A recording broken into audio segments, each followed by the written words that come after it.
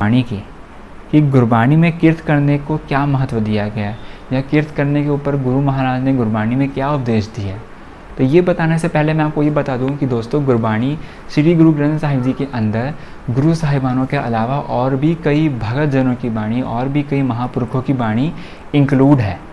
जैसे कि मैं आपको उनके नाम बताता हूँ। संत कबीर जी, संत रविदास जी, संत नामदेव जी, संत त्रिलोचन जी, संत पीपा जी, भगत सैनी जी, भगत पीपा जी, भगत सूरदास जी, ऐसे कई संतों महापुरुषों की बाणी, भगत तन्ना धन्ना जी, ऐसे कई संतों महापुरुषों की बाणी जो है वो गुरु ग्रंथ साहिब जी में इंक्लूड है, जिन्होंने हमेशा इन 3 विचारधारा में पहरा दिया, कीर्त करना, वंड के छकना और नाम जपना।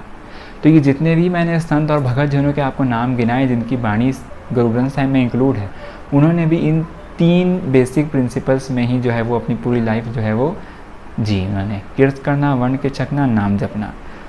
तो दोस्तों, कई जो सिख स्कॉलर्स हैं, कई सिख विद्वान ये भी मानते हैं कि कि इन संत जनों की, इन महापुरुषों की, इन भगत जनों की बाणी को गुरु ग्रंथ साहिब में इंक्लूड करने का एक क्या रीज़न हुआ होगा, एक क्या इसके पीछे गुरु महाराज को ज़रूरत लगी होगी कि इनकी बाणी तो गुरु ग्रंथ साहिब में होनी चाहिए। तो सिख स्कॉलर, सिख विद्वान ये कहते हैं कि गुरु महाराज जी कि इन सभी संतों की बाणी श्री गुरु ग्रंथ साहिब में सम्मिलित करने का गुरु साहिब का सबसे बड़ा कारण था कि सिखों में या मनुष्यों के अंदर या मानवता के अंदर कीर्त कर्म के लिए प्रोत्साहन करना, कि सिखों को या गुरु ग्रंथ साहिब या जो भी गुरु साहिब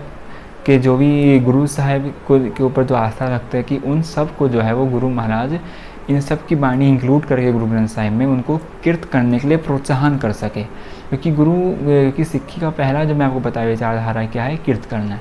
तो इसलिए कीर्त कर्म का प्रोत्साहन करने के लिए एक जो है बहुत बड़ा रीज़न बताया जाता है सिख स्कॉलर्स के द्वारा, कि जो कि इन महापुरुषों की बाणी, इन संत भगत जनों की बाणी जो है वो साहिब गुरु ग्रंथ साहिब में जो है गुरु महाराज द्वारा इंक्लूड की गई। तो अब अपन एक एक करके उन संतों की बाणी को भी देख लेते हैं कि उन्होंने अपनी बाणी के अंदर कीर्त कर्म के बारे में क्या कहा है। तो दोस्तों, श्री गुरु ग्रंथ साहिब के अंग नंबर माने पेज नंबर 1375 में भगत नामदेव जी क्या फरमाते हैं, आप ध्यान से सुनिए।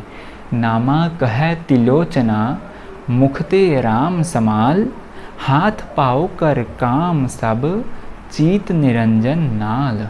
इसका मीनिंग अगर आप निकालें तो इसका मीनिंग ये निकलेगा कि अपने हाथों और पैरों से मेहनत करनी है, हक हलाल की कमाई करनी है, कीर्त कर्म करना है, और कीर्त कर्म के साथ साथ जो है वो अपन को उस निरंकार वाहिगुरु का भी ध्यान करना है, उस प्रभु को भी याद रखना है।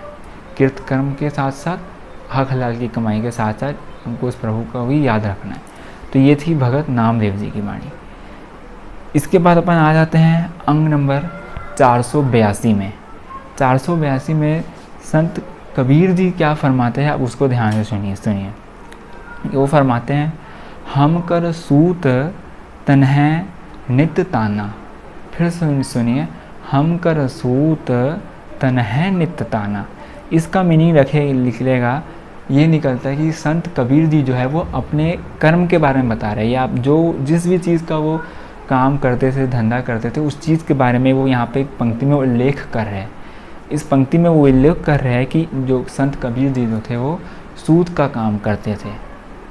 संत कबीर जी जो थे वो सूत का काम करते थे, और वही वो अपनी बाणी में बता रहे हैं।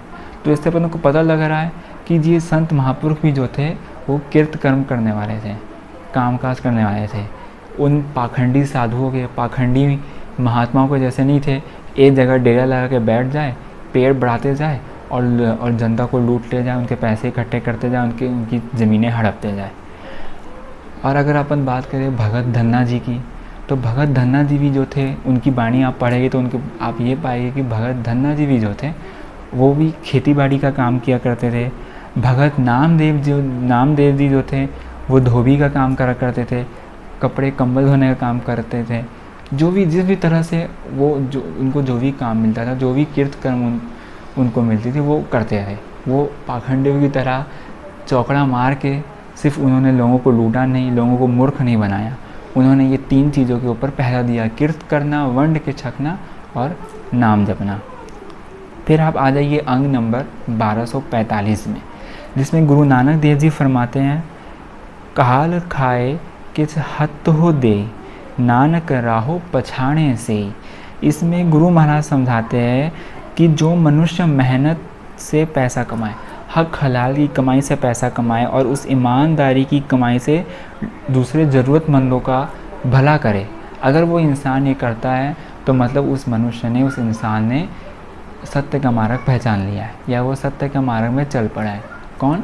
जो कि हक हलाल की कमाई करता हो और उस कमाई से ज़रूरतमंदों की भी मदद करता हो और उस अकाल पुरख का ध्यान भी करता हो, तो वो जो है वो सत्य के मार्ग में चल रहा है। तो दोस्तों, आपने ये जाना कि किस तरह से जो है सिख धर्म में कर्म को, किर्त को कितना बड़ा महत्व दिया गया है। जहाँ लोग ये कहते हैं कि किर्त करना, कर्म करना मोह माया है, या ये धर्म से कोई रिलेशन नहीं है, वहीं पे सिख धर्म में गुरु साहिबानों ने धर्म को और कर्म को एक ही बना दिया है, अलग अलग तो इसको रखा ही नहीं, बल्कि सिखों का या मनुष्य का परम कर्तव्य, परम धर्म ही गुरु महाराज ने जो है बोला है, किर्त करना है, वर्ण छकना है, नाम जपना है, ये है।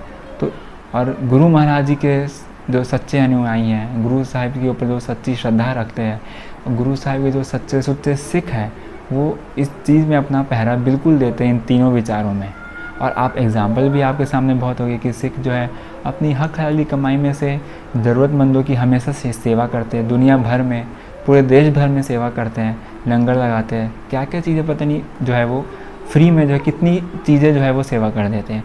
जिस चीज़ में लोग ब्लैक मार्केटिंग करते हैं, वही सिख पंथ जो है उन चीज़ों का फ्री लंगर लगा देता है।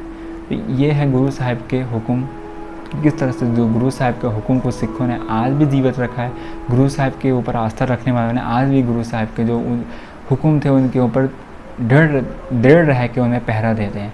और आप बात अगर करें कि जब 47 में जब पंजाब का बंटवारा हुआ था, तो वहाँ से जो माइग्रेशन हुई थी, पंजाब से माइग्रेट होके कई जो सिख थे जो है दूसरी स्टेट्स में गए थे, UP, MP, CG, Orissa, Bengal, कई जगह जो है सिख उस वक्त फैले।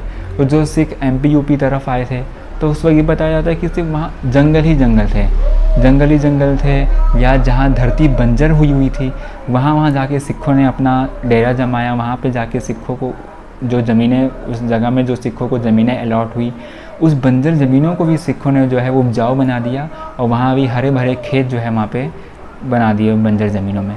तो ये जो है कि किस तरह से उस वक्त आप जान सकते हैं कि उन सिखों ने मेहनत की होगी कि बंजर ज़मीन को भी जो है वो हरे भरे खेत में तब्दील कर दिया हो। तो गुरु महाराज से मैं यही प्रार्थना करता हूँ कि जो भी गुरु महाराज के ऊपर जो श्रद्धा रखते हैं, गुरु महाराज के जो सिख है, सिख पंथ हो, गुरु महाराज ऊपर ही कृपा करे, गुरु महाराज जी हम सब के ऊपर, कि हम इन 3 चीज़ों में डट कर पहरा दे सके, कर्म करना, वर्ण के छकना और नाम जपना। और इन कर्मकांडी पाखंडी बाबे जो हमको ये बताते हैं कि हम रब के बंदे हैं, लेकिन उनके अंदर रब का वाला गुण तो रहता ही नहीं है। स्पेशली बोलो किर्त करने वाला गुण रहता ही नहीं है। चौकड़ा मार के लोगों को मूर्ख बनाना है, बुद्धू बनाना है, और बस पैसे इकट्ठे करके उनको लूटना है। तो अगर हम गुरु महाराज जी के प्रिंसिपल को, गुरुबाणी के द्वारा बताए गए उपदेशों को फॉलो करेंगे, तो हम एक अच्छी ज़िंदगी भी जी सकेंगे, और जो सच्चा मार्ग रहता है उसमें चल सकेंगे, और अपने आप को कर्म कांड पाखंडवाद से बचा सकेंगे। तो दोस्तों, मैं अपना वीडियो आज यहीं एंड करता हूँ। अगर आपको हमारा वीडियो अच्छा लगा हो तो प्लीज़ इसको शेयर कीजिएगा, हमारे चैनल को सब्सक्राइब भी कीजिए, लाइक भी कीजिए, और कमेंट ज़रूर करके बताइए। अगर मेरे से भूल चूक हुई तो मेरे को माफ़ करिए। इसी से मैं आप सबसे विदा लेता हूँ। वाहिगुरु जी का खालसा, वाहिगुरु जी की